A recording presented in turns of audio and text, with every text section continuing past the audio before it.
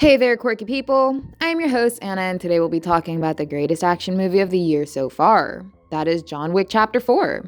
The critics have rated it so high because it deserves every bit of the praise it gets. It raises the scale and the scope, and it's safe to say that with the higher budget it gets, Chapter 4 is also the most beautiful looking movie in the franchise. The high quality of stunts matches the set piece, and the story also delivers a few shocks that will surprise you. One big shock comes at the very beginning, while others hit us hard at the very end. But before I talk about those, I'd like to give you a spoiler warning. Go watch John Wick Chapter 4 in the biggest screens possible and get surprised just as I was. And do hit those like and subscribe buttons to show some support. With all of that out of the way, let's talk about the ending of John Wick Chapter 4. It totally hits the nail on the head. We were introduced to a bunch of new and interesting characters in the film. One of them is Wick's old friend Kane, who is yet another blind badass played by Donnie Yen. But this time, he supersedes his last blind performance for sure. Another character is a young tracker who goes by Mr. Nobody in the film and is played by Shamir Anderson. And then there's the douchebag villain Marquise de Gramont, played by the Pennywise actor Bill Skarsgård. He doesn't get a lot of action in the movie, but as always, does justice to his role.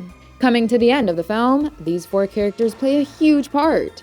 Well, Mr. Nobody doesn't, as he just helps John Wick and Kane to reach their destination after Wick saved his dog. And then he gets the best seat in the house to watch a duel that was built up throughout the entire film. You see, after John Wick killed an elder man, Marquise was tasked by the High Table to take him down by any means necessary. So to make his point, Marquise took down the Continental, killed Winston's concierge and friend Chiron, and rendered Winston excommunicado. And in order to take his revenge, Winston called Mr. Wick back. He suggested him to issue a challenge for a good old-fashioned duel that the High Table cannot deny. Challenge him to single combat. If you win, you'll have your freedom. To do that, John Wick had to get the support of his family that sat on the High Table. I don't sit at the table. Your family does. And since John, aka Jardani, burnt his ticket, he had to kill Killa for them in order to get back. Killa is played by Scott Adkins, who wears a fat suit and totally turns into the Penguin. I thought we play a game. One hand. The winner decides who lives and who does not. Anyway, after he surprises us with what's probably his best performance to date, Jardani kills him and officially issues the challenge. Winston then motivates Marquise to accept the challenge, as his success would bring a lot of glory. It will make him the greatest man alive for the High Table. So, the arrogant man accepts the challenge and all of its terms, which are, John Wick will get his freedom and will have no obligation to the High Table. The table will honor its word. You'll have your freedom. And as Wick's second, the High Table will rebuild the New York Continental and reinstate Winston's post as manager. But if Wick loses, then Winston will also get killed.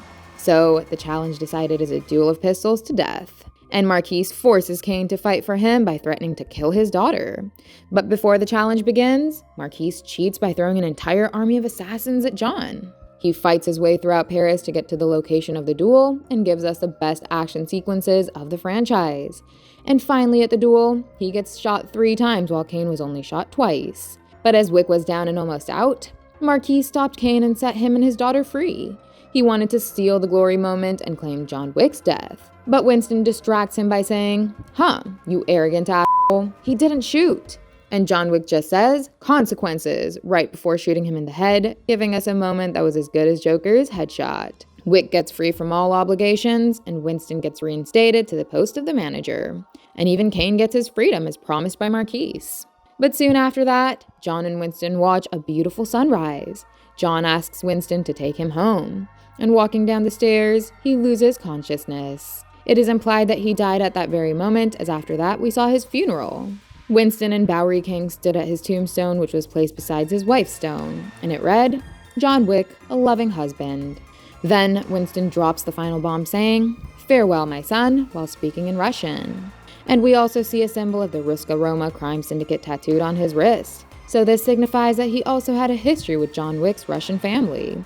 And he protected John all this time because he was his father. That's also why Chiron was always so kind to John. Winston must have left the syndicate way before John and became the manager of the Continental in New York. That's how he and John managed to hide the truth about their relationship. There's a chance that Winston could have been John's adoptive father. The truth about this might be revealed in the upcoming spin-offs, but the way Winston bids farewell to his son, it's highly likely that he is the biological father. From here on, he is expected to return in the upcoming series called The Continental. And there's also an upcoming ballerina movie spin-off, which will be led by Ana de Armas. But the question that's left on everyone's mind is, did John Wick truly die?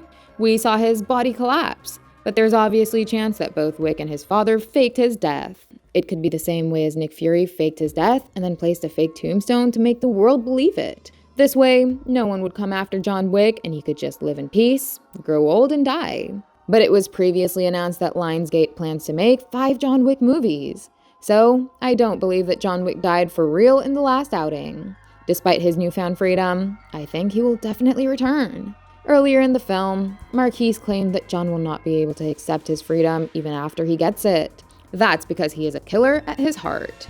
This is who he is, and killing is what he does best. Marquise mentioned that there is no John out there who is a loving husband. It is just John Wick the killer. So John may be pulled back into this life one last time. For now, his fake death also allows him to get a breather. And it also gives Keanu Reeves a bit of a break because he really went all out in this one. Shooting this 170-minute long movie that's full of physical stunt work must have been insanely stressful. So after Chapter 4, Lionsgate will focus on a few spin-offs that will build up to John Wick's return in Chapter 5. And one of those was teased by Chapter 4's post-credits scene. In the final scene of the film, we see Kane finally getting the freedom to return to his daughter.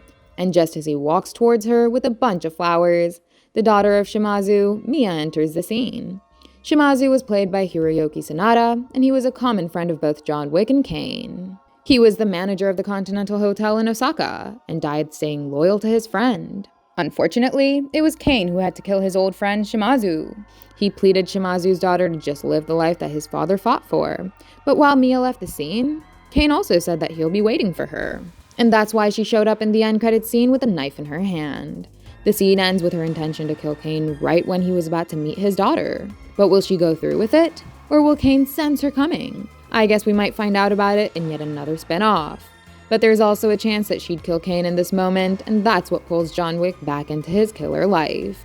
Okay, that's all for now. Once again, don't forget to hit those like and subscribe buttons. Goodbye, and I'll see you in the next one.